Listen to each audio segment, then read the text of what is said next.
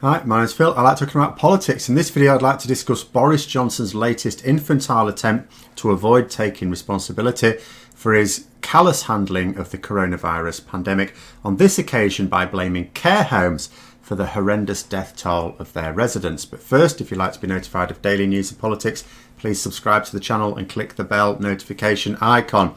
So, in terms of how Boris Johnson aims to avoid responsibility for the surely incoming second wave later this year, the plan seems obvious.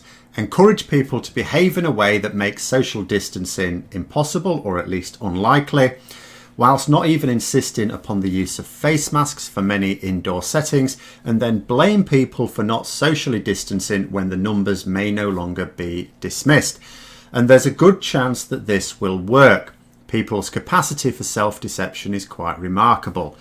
But blaming care homes for the deaths of residents during the first wave, when you consider the way the government failed to ring-fence them, is simply abhorrent. So for those who may not be aware, the government had a policy which ran right through to mid-April of moving elderly patients out of hospitals into care homes as soon as possible, as soon as they were well enough to do that. When I say well enough, there's a little caveat there, because they did this in order to avoid hospitals running out of beds, and exposing therefore the government's ransacking of the NHS over the past 10 years.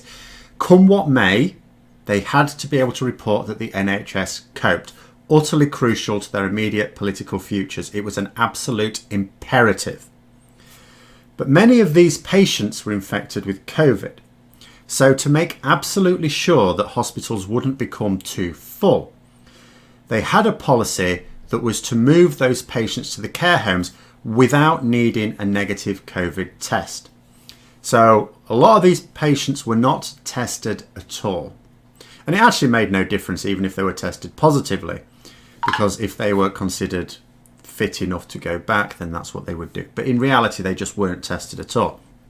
Now, what that meant was that you were placing a lot of infectious elderly patients into a closed setting where they would come into contact with other elderly and therefore vulnerable people. Even if they were not in direct contact with other residents, they would be in very close contact with care home workers, who would themselves come into close contact with the other residents as well anyway. So that COVID would spread like wildfire through our care homes was obvious.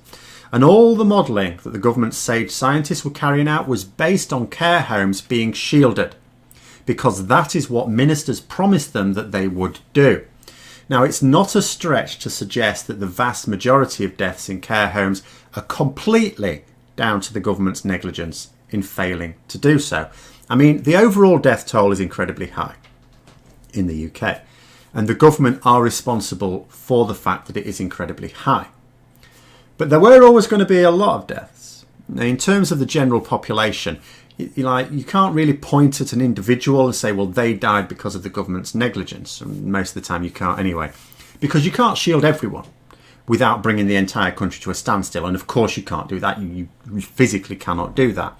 But care homes absolutely could have been shielded from the rest of the population. The residents being shielded is really easy. But you could also have taken very stringent measures with care home workers. Not only should patients have been placed into care homes with a negative test only. I mean, that's bleeding obvious, that you don't put them out of hospital into a care home until you're sure they're not infectious. But care home workers should have been provided with something, adequate PPE, a given, routine COVID tests, something that's still not happening right now. This would have massively limited the potential for the virus to get into care homes at all. Wouldn't have guaranteed it, but massively reducing the chance would have meant that far fewer care homes would have been infected, far fewer people would have died. And so for Boris Johnson, the Prime Minister, to cravenly say too many care homes didn't really follow the procedure. Well, I mean, if I had anything to do with care homes, whether it be working there, residing there, or being close to someone who did either, I'd be thinking extremely rude words at the moment and wishing the most unkind of fates upon the blonde buffoon right now. These care homes went to obvious and remarkable lengths. Elderly residents were left to die without their loved ones in attendance because care homes wouldn't let them visit for fear of spreading the virus. People died alone. Under normal circumstances, they would not have been alone. Their close friends and families had to stay away when this was happening. They'll still be thinking about that now, the fact that they weren't there. It was a human tragedy. And what did government ministers say at the time? What did they say at the time? They said that care homes shouldn't be denying people access to their loved ones in this way. That's what they were saying. And now what are the government saying? Care homes are responsible for the massive death toll within their walls? Ooh, those rude words.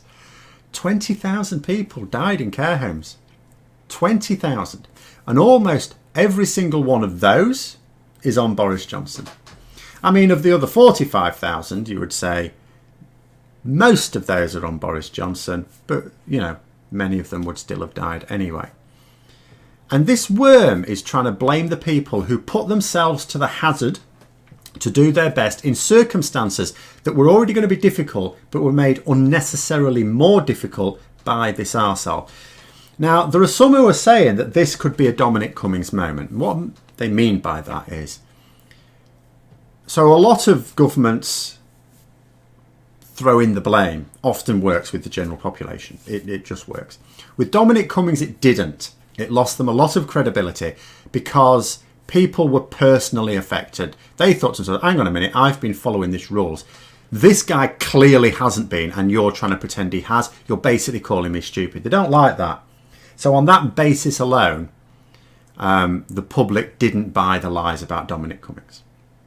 Now, there are some people who are thinking the same thing here. And, you know, again, I'd certainly agree for anyone who works in a care home or lives in a care home or knows someone who works in a care home or lives in a care home quite closely. They're going to see through this as well because they are personally affected, particularly if you work in a care home or know someone who resides in a care home, or if you are someone whose loved one died in a care home under these circumstances and you weren't able to visit them. Those people are not going to be impressed with this. Now, whether it's enough of the population, I'm not so sure. I'm not sure how much of the general population would be close enough to know the truth. When we're talking about the sort of people who normally fall for his lies, because we're not talking about the people who don't fall for any of his lies, because, well, they don't fall for any of his lies. We're talking about the ones who normally do. Will they see through this one because they're closer to it, close enough to see the truth? I don't know. Time will tell, I suppose. But yeah, I mean, this really is. I mean, you know, he's going to blame everyone and for all of his misgivings. He's going to do it over COVID. He's going to do it over Brexit. We know this, but there's just something particularly callous about this one. Particularly callous. Might actually spark another letter to my MP. Who knows? But there it is. Those are my thoughts. Let me know yours in the comments below. Hope you found the video interesting. If you did, don't forget to click the like button. And if you'd like to support the channel further, please also click the Patreon link for details. And until next time, I'll see you later.